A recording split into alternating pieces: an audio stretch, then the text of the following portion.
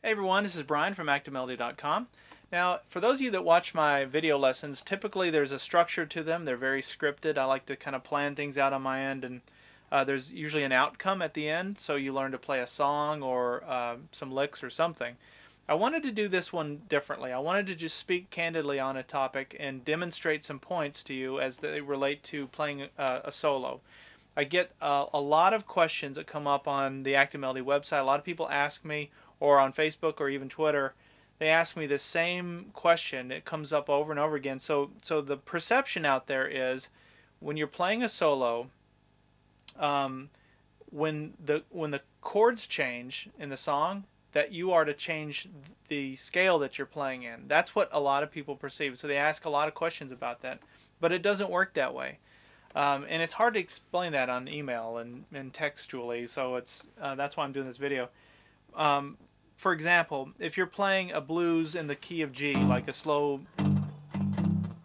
12-bar blues in the key of G, when it goes to the C part, a lot of people assume that, oh, okay, now I'm going to play the C minor pentatonic scale. I'm going to jump to a different scale, or major pentatonic scale, but it's going to be in the key of C. It doesn't work that way. You stay in G.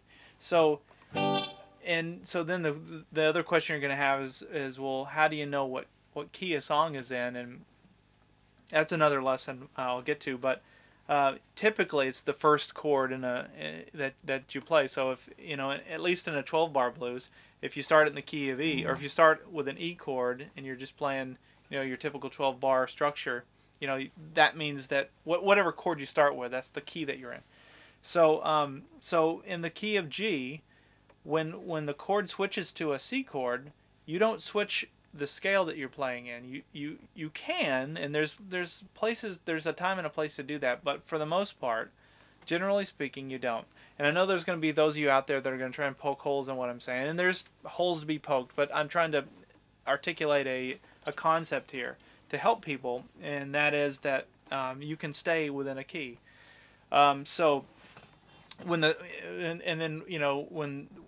typically in a 12-bar blues, there's 3 chords. For the key of G, for example, there'd be a G, a C, and then you'd go to a D chord. Same thing, when you go to the D chord, just stay in the key of G the whole time, through the whole song. G minor pentatonic scale. So all those licks that you learn in the minor, you can play. That's why they can be repeatable. You can repeat them over and over again, even though the chords are changing. You can play those same licks over and over again. So what you're doing, in essence, is you're learning a language when you learn to play solo. It's just, it's the same concept as learning a language. And a lot of people say, but how do I know? Okay, fine, I understand the minor pentatonic scale, I understand the boundaries, but how do I know what to play? I always end up doing the same thing. That's something I hear a lot. And the best advice there is, if I drew an analogy back to language and said, that would be like saying, well, I've memorized all these words, like how do I speak?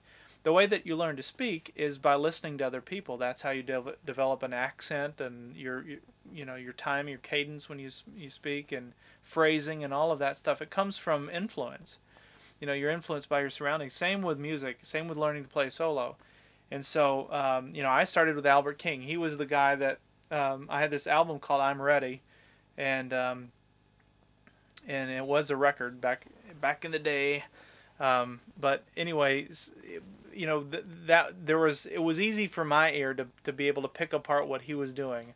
A lot of those licks were very repeated. He would repeat a lot of same phrasing, and so I would kind of realize I would understand his approach and see what he was doing. So it became a language. So I learned a few words from Albert King, and that's and I still use them.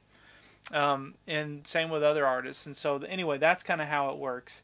So let me just I'm going to play a jam track in the key of G, and I'm just going to play along with it and just demonstrate some of this stuff. I'll just kind of improv and explain what I'm talking about.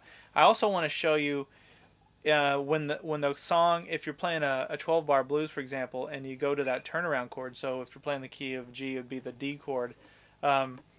You can switch keys. I could switch to the D minor pentatonic scale, and in fact it's really cool to do that sometimes, but just know that you don't want to do it all the time, and a little goes a long way with that. So anyway, I'm going to start this jam track.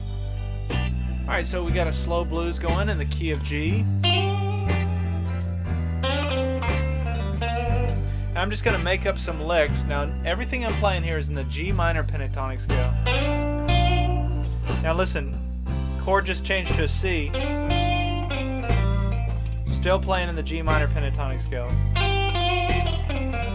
because we're in the key of G.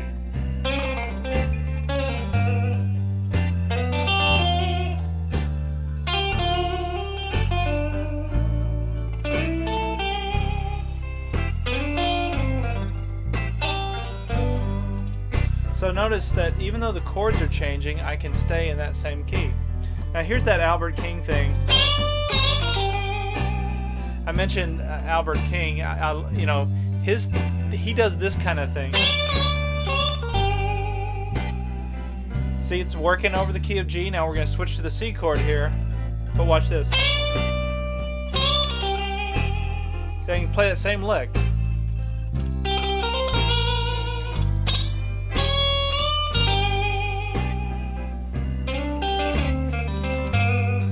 And that's how that works. So I can play it again. Here it's over the D part. Now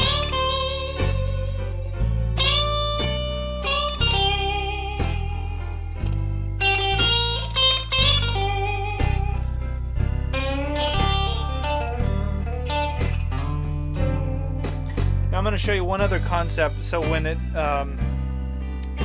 when we get to certain chords, it's okay to switch to that scale. You don't want to do it all the time. I do think it's cool to do on the turnaround chord. So in this case, it'd be when we get to the D chord.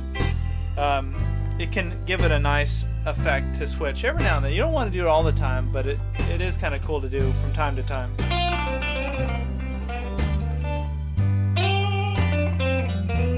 Here's the turnaround. See, it went to the D. Now notice I switched scales. I went to the D scale at that point. Now I'll go right back to the G.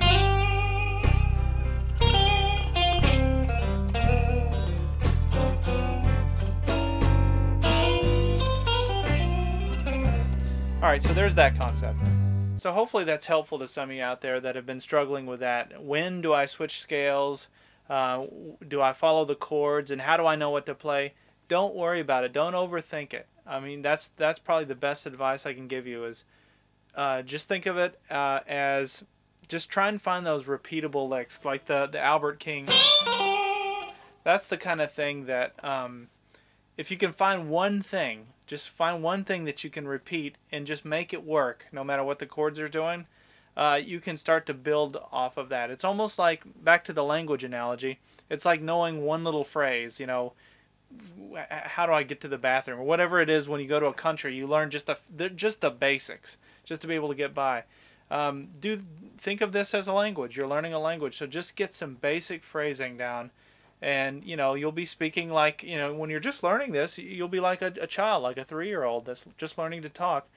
But you'll be able to, over time, to articulate yourself a little better by listening to other people. Other artists, you know, like I said, Albert King's one of the best. All of the Kings, by the way, Freddie King, Albert King, B.B. King.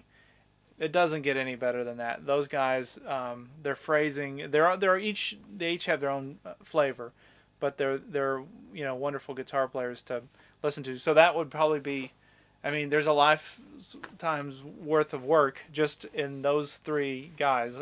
So B.B., Freddie, and Albert King. But just remember to try and think of it in small increments. You can take anything that's complicated. If you can break it down into something simple and something doable, and just keep building onto it over time, you'll get to something more complex, or in this case, more articulate, and be able to, you know, to be able to express whatever it is that's going on in your head. So anyway, hopefully that's been helpful to you. Make sure if you don't like me on Facebook, like me. I'm at facebook.com/ActiveMelody, and you can also follow me on Twitter at twitter.com/ActiveMelody, or you can go to the website www.activemelody.com. We'll see you in the next lesson.